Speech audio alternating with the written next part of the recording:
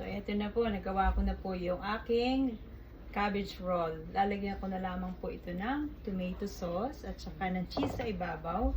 Tapos po ay i-bake natin. So, ito po yung aking tomato sauce. Yan.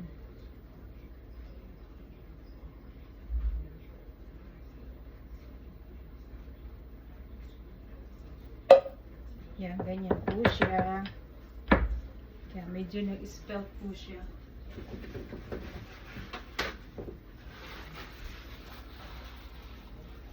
Yan, tahiran natin yung mga, kasi masusunog yan mamaya sa oven. Kailangan medyo konti lang siya. Ayan. Tapos po ay lalagyan natin siya. Ayan, medyo na hindi na makita. Ayan po siya. Ayan, ayan.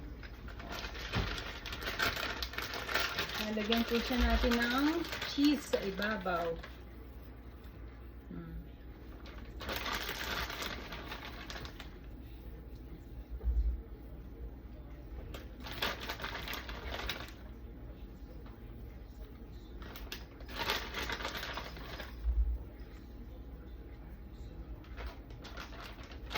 Ayan, okay na siya. Pwede na siya malagay sa rep. Ayan po yung aking kusina ay magulo. Ayan, anuhin lang natin. Kasi ayokong siya, umapaw. Masyado siyang punong-puno.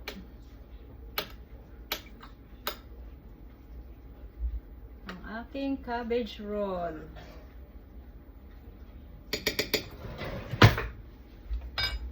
Balutin po natin ng aluminum foil para siya ay maluto.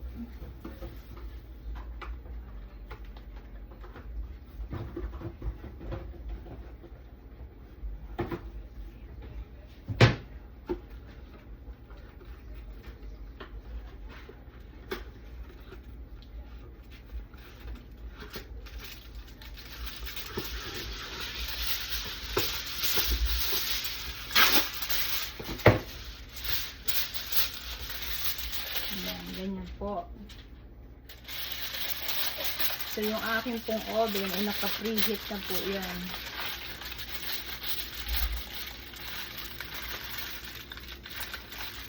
Ito po ay ang pagkain ng mga Canadian po. Natutunan ko lamang po ito sa aking biyanan. Ayan. Tapos po, saka na ako maglilinis kapag ready ko na yan.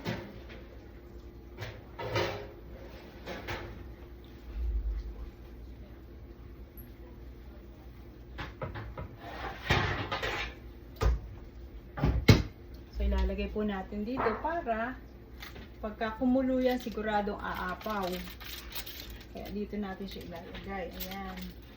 Para hindi po magdumi ang aking oven. Yan, okay na po. Maya-maya po ay pakikita ko sa inyo ang aking finished product.